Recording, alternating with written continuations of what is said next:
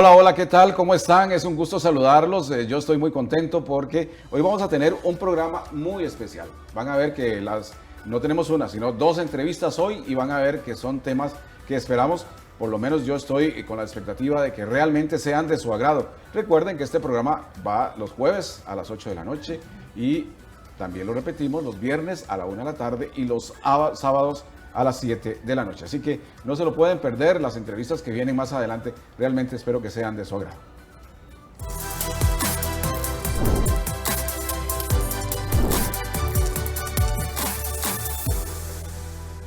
Justamente esta semana, ya la última del mes de agosto, se llevó a cabo en nuestro país el Congreso Mentes Maestras para la Transformación. Fue un evento masivo, un evento realmente significativo y se contó, dichosamente, para quienes asistimos, con la participación de grandes expositores que son de talento mundial. Uno de ellos, el español Mario Alonso Puig, y el otro también español, Alex Rovira. En unos minutos, precisamente, vamos a tener el gusto de presentarles aquí a Mario Alonso Puig con un tema que esperamos sea de su interés. Y justamente, antes de hacerlo, como prólogo a lo que va a ser esa entrevista, vamos a hablar un poco del tema que se tocó mucho en este congreso, la transformación. Es una palabra muy interesante, transformación. Transformación tiene que ver con cambios en nuestra existencia, cambios que son necesarios para triunfar, porque muchas veces tenemos metas en la vida, pero hay obstáculos que creemos tener. Es decir, cambios que son necesarios para el éxito o también para alcanzar la felicidad, que es un derecho que tenemos en la vida dado por nuestro Creador, dado por Dios. Alex Rovira, uno de los participantes en ese congreso, nos habla del tema transformación. La transformación es un proceso que además no es simple, porque para que se produzca realmente tiene que movilizar todas las dimensiones de nuestro ser. Fijémonos que la palabra crisis comparte etimología con crisálida y con crisol, que son los dos elementos quizás más bellos que nos remiten al concepto de la evolución, ¿no? La crisálida pasa de ser el gusano a la mariposa, el crisol depura, eleva, hace la alquimia interior. Eso es la transformación. Y la transformación es un proceso que implica movilizar, como decíamos, todas las dimensiones del ser humano, a saber, son 4. Y es un proceso además en el que si falla una de estas 4 no nos podemos transformar. La transformación implica en primer lugar querer, la actitud. Hace más el que quiere que el que puede. Si uno no quiere cambiar, no va a haber transformación posible. Muy simple, si uno no quiere cambiar, no va a haber transformación. Es decir, solo cuando nos decidamos a que hay que cambiar algo en nuestras vidas, vamos a dar el paso necesario para esa transformación, en lugar de quedarnos, como suele suceder con muchas personas, en una zona de confort, donde muchas veces se sufre, donde muchas veces las personas dicen es que no tengo lo suficiente, no recibo el dinero necesario para vivir. Sin embargo, no se hacen los cambios y entonces se sigue en ese sufrimiento. ¿Cuáles son algunos de los enemigos del cambio? Enemigos que están ahí en nuestra mente, que son emocionales. Veamos. Uno de ellos es la rigidez. Solemos ser rígidos en las cosas. Solemos creer que no se pueden cambiar las cosas, que son solo de una manera. Otro es sentir amenazas. A veces sentimos que si damos un paso, podemos estar dando un paso en falso. Y por lo tanto pensamos en las amenazas que vienen. También la inercia o la pereza, es decir, esa falta de decisión a movernos. De alguna forma alguien diría vagancia. Y también, por supuesto, algo que afecta mucho a los seres humanos, que es la incertidumbre o el miedo. Por el contrario a todo esto, señala precisamente Alex Rovira, cuando le encontramos sentido al cambio o propósito, vamos a actuar de forma diferente. Cuando emprendemos el camino del cambio, por ejemplo, si queremos abrir un negocio, ya cuando emprendemos ese camino, ya cuando dimos pasos, ya somos personas exitosas. Estamos dando luz a un nuevo ser humano. De esto le mostramos estos datos que precisamente tenemos acá en pantalla. Vamos a verlo. La transformación significa un cambio en nuestras vidas, un cambio que le da sentido a nuestra vida, un cambio que es producto de nuestra determinación. Un cambio que es producto de que tenemos en nuestro corazón una ilusión, una esperanza de algo nuevo. Es producto de que decidimos, contrario a lo que veíamos anteriormente, la pereza, decidimos ser proactivos, es decir, tener iniciativa. y porque también estamos convencidos de que esto nos va a dar una ganancia. ¿Qué más nos tiene que decir al respecto Alex Rovira? Veamos. Querer, saber, poder. Si quiero, sé y puedo, ya he llegado muy lejos, pero hay una cuarta dimensión, que es la visión. ¿Qué quiero? ¿Para qué me sirve todo lo anterior? ¿Para qué quiero querer? ¿Para qué quiero saber? ¿Para qué quiero poder? Para poder crear o encarnar una utopía. La utopía puede ser un objetivo compartido por todos los miembros de nuestra organización o unidad de negocio, una visión compartida. Séneca decía que si no sabes hacia qué puerto navegas, ningún viento es bueno. Por lo tanto, tan importante como el querer, el saber y el saber hacer, es decir, el poder, es la voluntad de crear una visión, un sentido, de encarnar una realidad imaginada. Cuando esas cuatro variables confluyen, opera la transformación. Siguiendo el esquema que tenemos en la imagen, a la actitud, al querer, le llamaremos la inteligencia emocional. Tenemos que tener una inteligencia emocional que nos permita generar la voluntad de transformarnos continuamente, de dar nuestra mejor respuesta ante cualquier circunstancia, utilizando el axioma de Viktor Frankl. La última de las libertades humanas es poder elegir nuestra mejor actitud posible ante cualquier circunstancia, por difícil que sea. Enunciado fácil de pronunciar, pero difícil de ejecutar, pero ahí está la diferencia que marca la diferencia.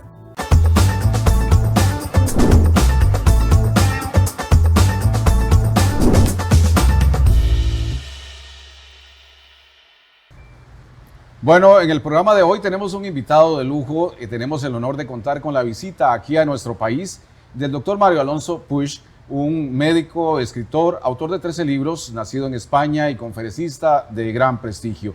Es sin duda un experto y apasionado por el tema del desarrollo humano, el tema del éxito y todo aquello que tiene que ver con nuestro paso por esta vida y la búsqueda, digo yo, de la felicidad. Acá tengo, por cierto, en mis manos, don Mario Alonso me ha dado el honor de entregarme firmado su libro, Reinventarse, la segunda oportunidad o tu segunda oportunidad. Muy bienvenido a Costa Rica, muchas doctor. Gracias, muchas gracias. Muchas gracias. Me decía que este libro bueno, acá dice que son 40 ediciones ya de este libro.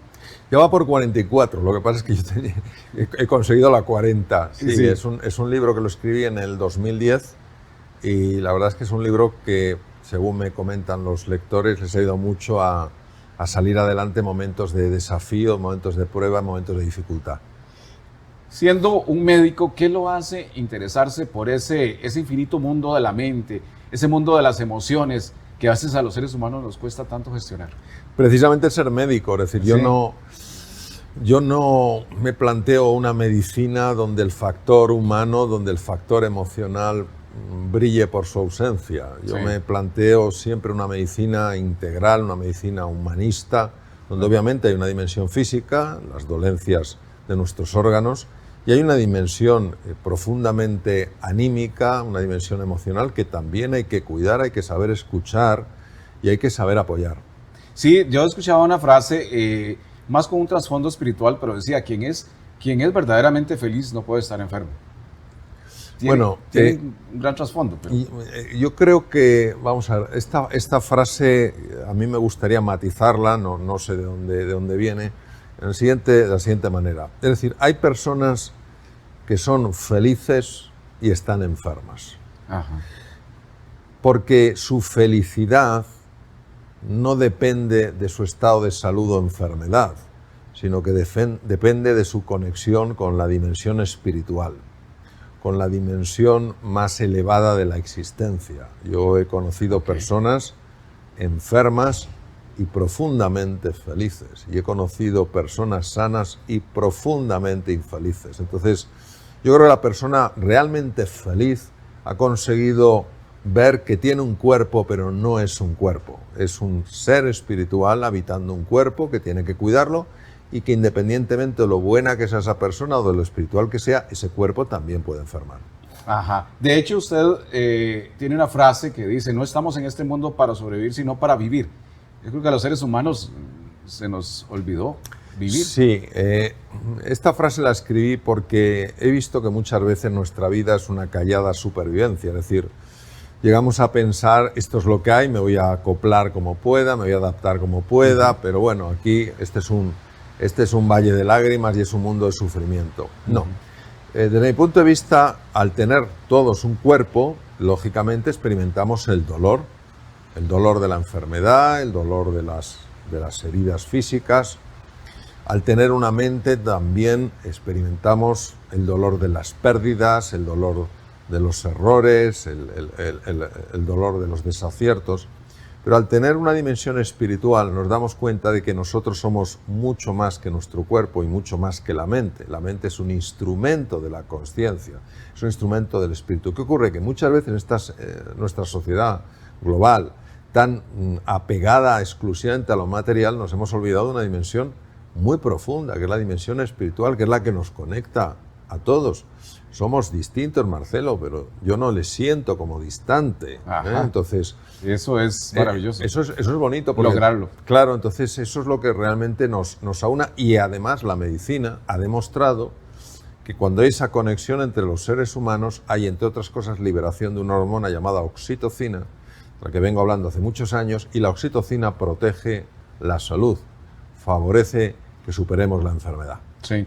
Somos una sociedad que ve la felicidad. De hecho, comentaba con un amigo, en Costa Rica, y no sé si en otras partes del mundo, hay una compañía transnacional de supermercados que dice, da la marca o el nombre del supermercado y dice, donde encuentras todo lo que necesitas para ser feliz. Entonces, es parte de lo que la sociedad es, ¿verdad? Si tengo un vestido bonito, si me he comprado algo de marca, entonces... Claro, porque esta es una publicidad que no es, desde mi punto de vista, ni correcta, ni hace honor a la verdad.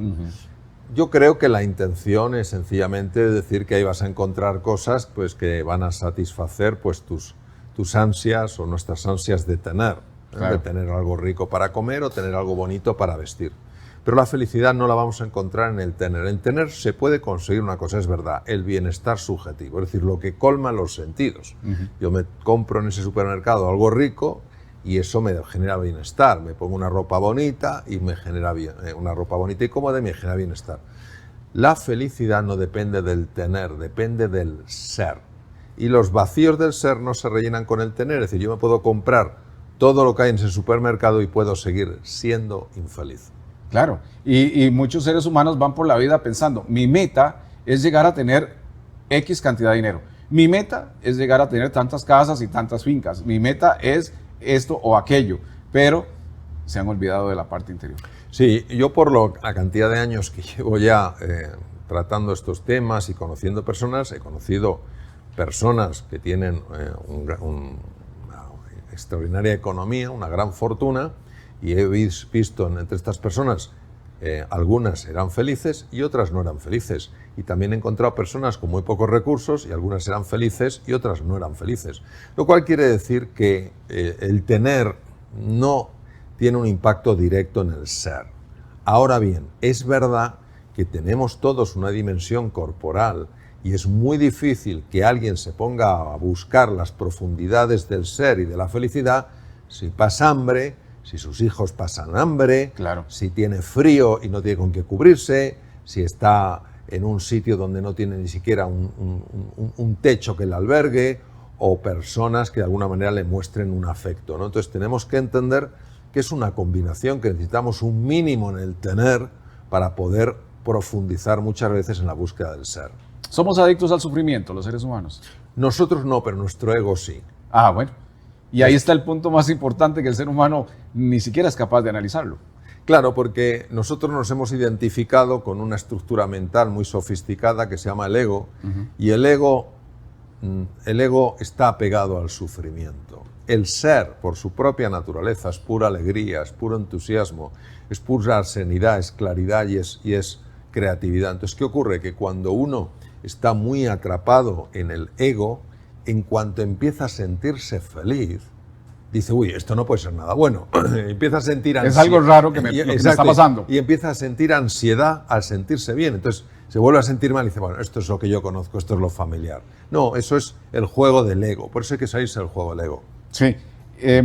¿Y cómo salirse de ese juego del ego? Porque de alguna forma nos van enseñando desde pequeños, es que usted cuídese de o defiéndase de esto, no acepte que lo humillen, no acepte esto, no acepte lo otro, y estamos como incentivando ese juego del ego. Bueno, una cosa es poner límites a conductas que no son adecuadas y otra cosa es ir a destruir a la persona. Es decir, uno puede ser muy, muy sólido, muy firme a la hora de parar una conducta inadecuada y no por eso tiene que desear hacer daño a la persona que tiene esa conducta inadecuada. Entonces, para mí, el ego es la fuente de los miedos que genera la mente y el único antídoto que yo he encontrado que es realmente eficaz es el amor y el perdón.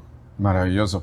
Y ahí está también, consecuentemente, también el tema de los apegos, que por ejemplo lo dice muy claramente, lo decía el Buda. Si te liberas de tus apegos, vas a ser feliz. Lo decía Buda y lo decía Jesucristo. Cuando Jesucristo habla de que es más fácil que entre un camello por el ojo de una aguja que un rico entre en el reino de los cielos, desde mi punto de vista se ha interpretado muy pobremente esta metáfora. Sí, claro. ¿Por qué? Porque efectivamente el Buda, Sakyamuni Buda, Gautama Siddhartha, se dio cuenta que nuestro apego hace que cuando perdemos algo material,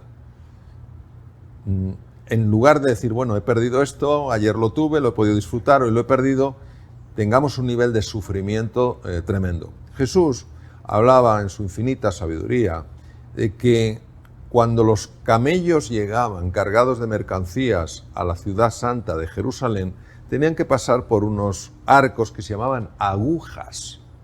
Claro, el camello es un animal muy alto, no Claro. puede pasar por el arco, por lo alto que es y porque lleva carga. Entonces hay que quitarle la carga. Vale. Y en segundo lugar, el camello sigue siendo muy alto para pasar por esa aguja, por ese arco. Entonces tiene que arrodillarse para poder pasar. Mensaje. Si la carga que tienes, tus posesiones, se te han pegado a la piel de tal manera que se han convertido en lo más importante, no es que no puedas entrar en el cielo, es que ya vives en el infierno.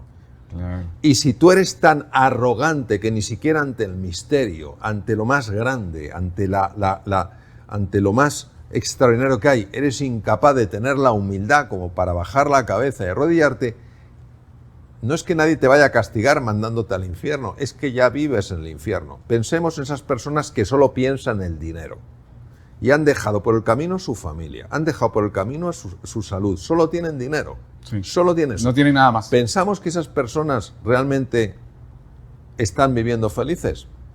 Intentarán disimularlo, pero viven en un infierno. Pensemos en una persona tan arrogante que cree que es superior a los demás. ¿Pensamos que esa persona es feliz? No, está viviendo un infierno. Hará todo lo posible por disimularlo. Entonces, yo creo que tenemos que entender que es lógico que tengamos preferencias. Yo prefiero estar en este magnífico estudio que en medio de la calle cayéndome la lluvia.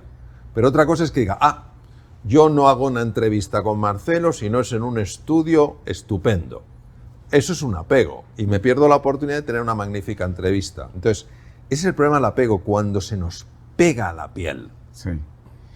Y hay otro tema que es importante, que el ser humano, y que se insiste, pero que cuesta, que es el sanar esas emociones que se vienen arrastrando desde la infancia.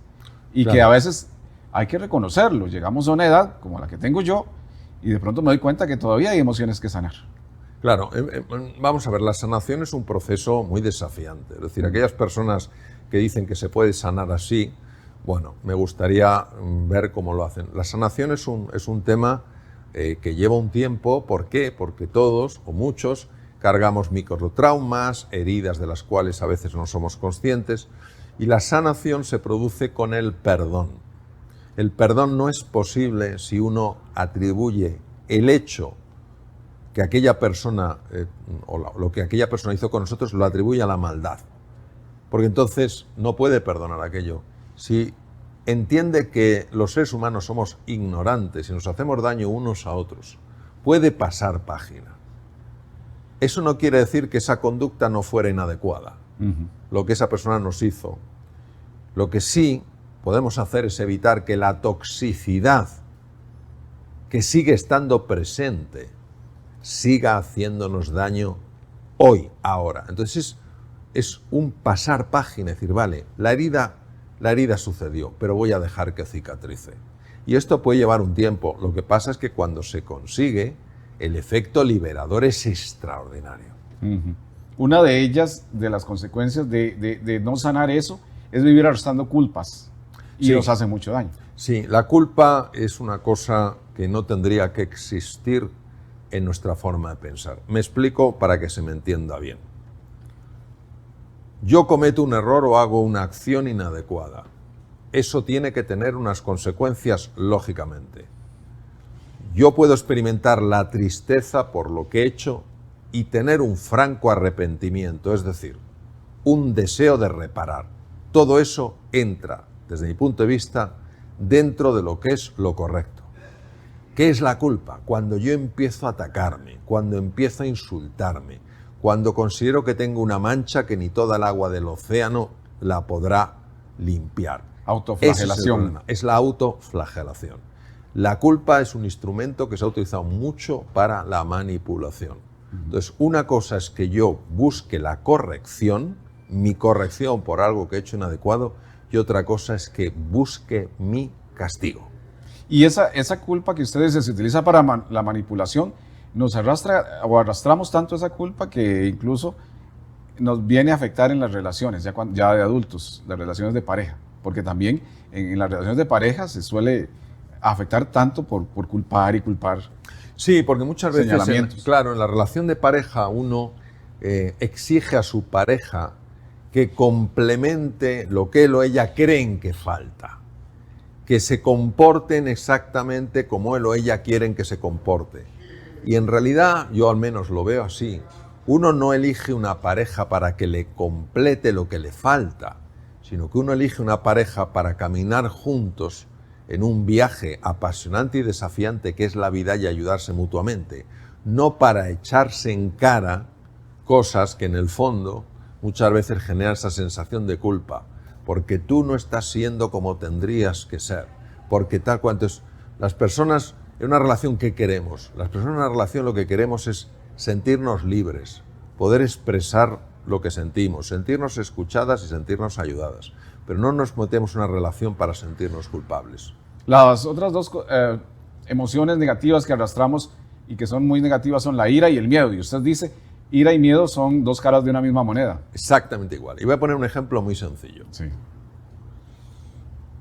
Hace muchos años, uno de mis hijos tenía unos ratoncitos pequeños que se llaman hámsters. Son totalmente inofensivos. Totalmente inofensivos. Uno les puede acariciar, totalmente inofensivos. Se escapó un hámster de la jaula y yo fui a buscar al ratón. Y a él le asusté. Él me mordió. ¿Por qué me mordió? ¿Es un hámster agresivo? No, porque tenía miedo. La agresividad, la ira, es la otra cara del miedo.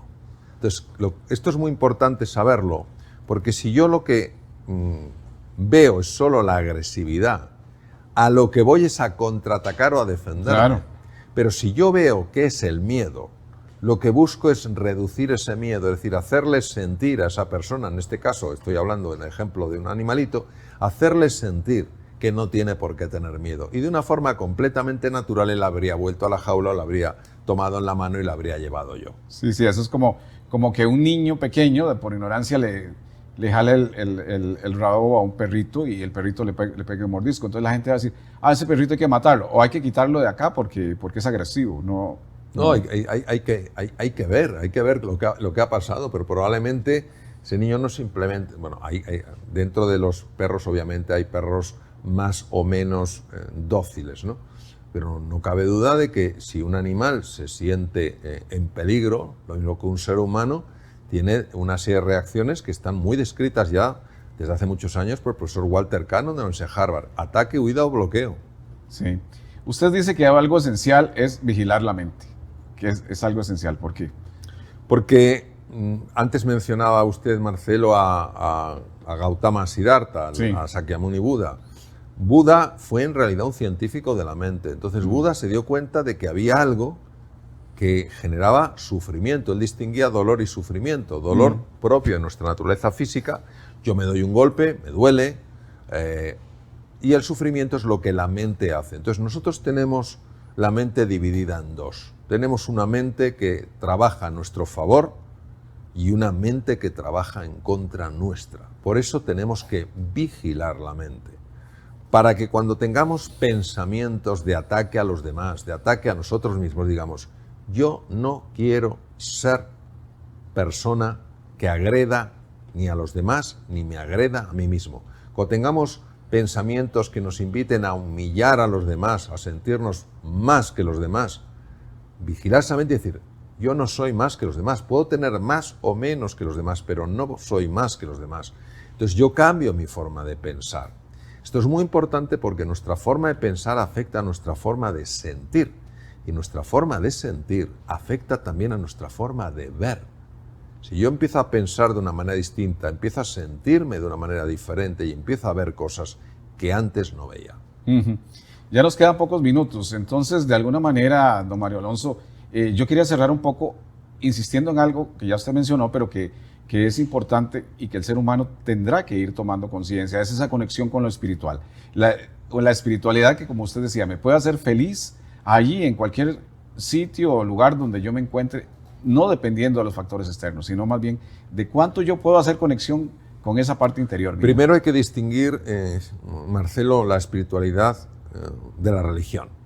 Muy bien. Pueden estar perfectamente conectados o pueden estar profundamente separados.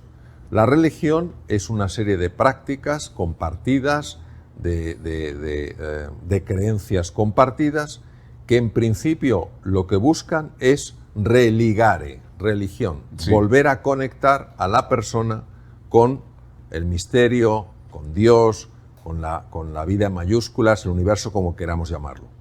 Cuando una religión es ejemplar en el amor, está viviendo la espiritualidad.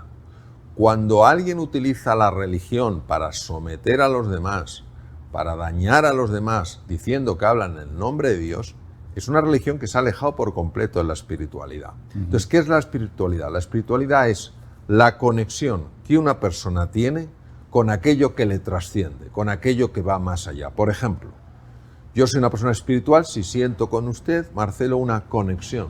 Es decir, usted es de Costa Rica, yo soy de España y sin embargo reconozco una hermandad entre los dos.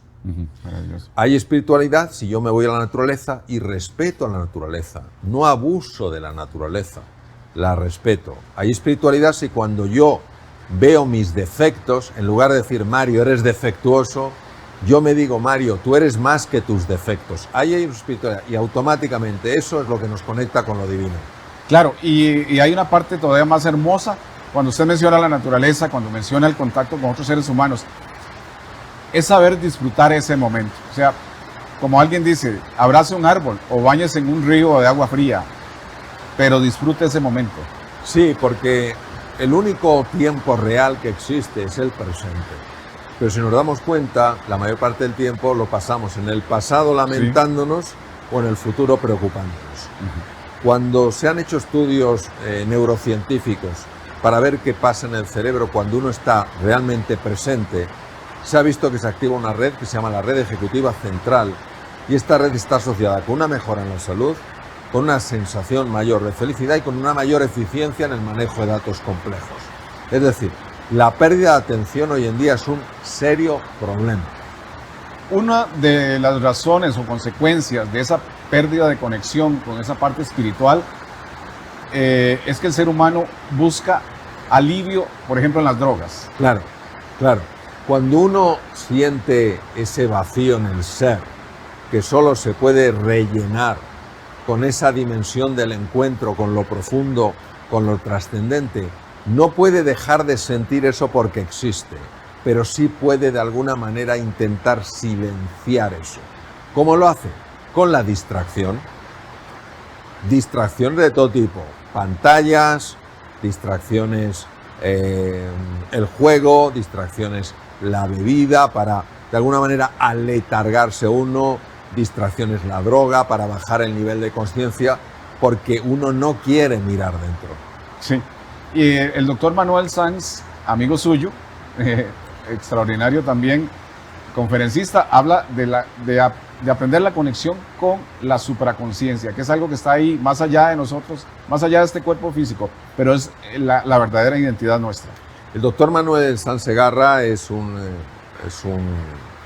muy prestigioso cirujano ha sido jefe de servicio en los hospitales más importantes de España y es una persona con un enorme rigor científico. Entonces, él habla de temas que son muy sutiles, muy difíciles de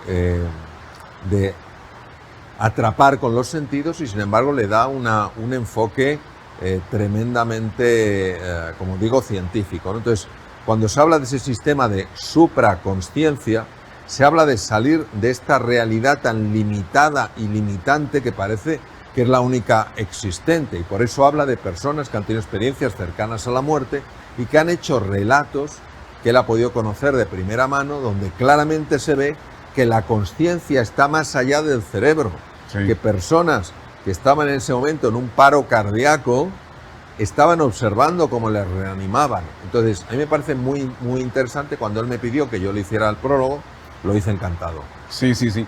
Entonces, esa es la parte que el ser humano todavía no ha descubierto, pese a todo lo que tenemos de estar en este planeta y pese a todos los conocimientos espirituales. Sí, hay muchas personas que lo han descubierto. Sí, Lo que pasa es que en este mundo, hablar de estas cosas genera o mucha inquietud o genera mucho enfado. Claro. Claro, porque de repente que un cirujano tan prestigioso como el doctor Manuel Sansegarra hable de eso, o que yo hable de estos temas siendo también un cirujano, pues hay personas que las descoloca.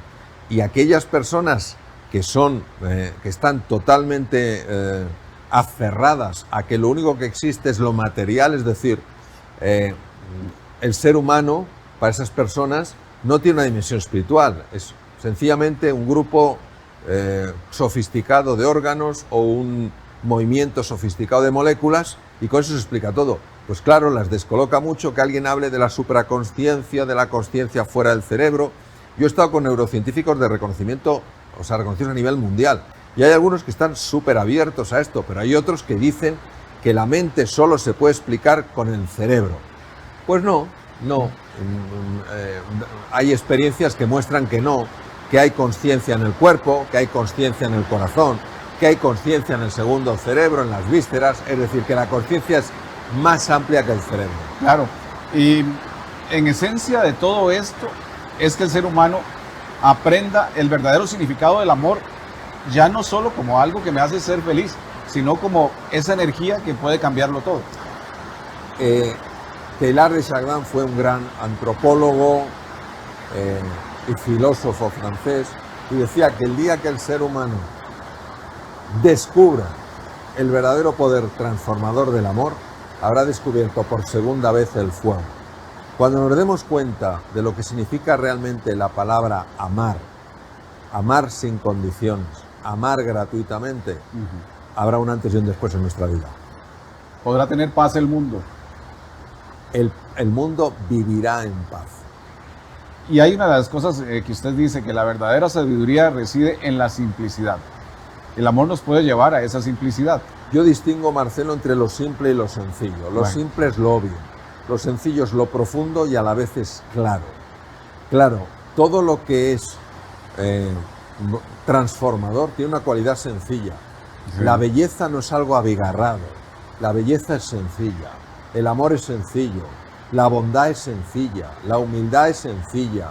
O sea, no exige una enorme complejidad.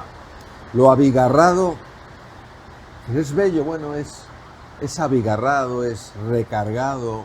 Uno ve un árbol, una flor, dice, qué belleza, y es sencilla. Ve un gesto de ternura de un abuelo, una abuela a su nieto, dices, qué belleza. Ves un gesto de humildad de una persona que tiene todo tipo de títulos académicos y sin embargo escucha con atención, dices, qué belleza. Entonces la belleza es sencilla, sí. Es nuestra mente la que le encanta liarla, la que encanta hacerlo todo complejo para que parezca que es inaccesible. Por eso usted reta al ser humano a reinventarse, cuál es el título del libro, ¿verdad? La reinvención. Y me acordé de ese diálogo que tiene Jesús con aquel rabino cuando le habla de que para conocer el reino de los cielos hay que nacer de nuevo. Y el rabino no sabía qué le estaba diciendo Jesús, se quedó perplejo.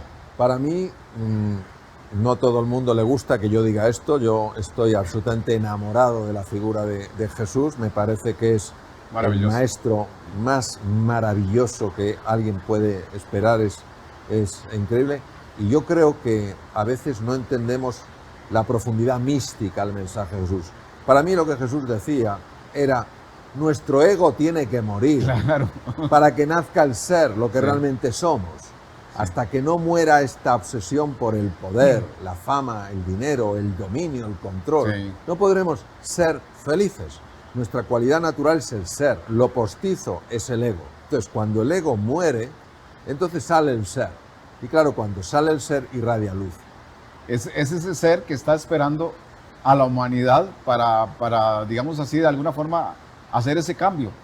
No necesitaríamos apocalipsis, no necesitaríamos guerras mundiales No. para que la humanidad sea nueva, No. para tener un ser humano nuevo. No, las guerras, los conflictos generadores de violencia muestran que esta sociedad tiene que cambiar el rumbo. Sí. No tiene sentido que lo que más miedo dé a las personas no sean los animales peligrosos, sino No que sean las fieras. sino que sean otros seres humanos.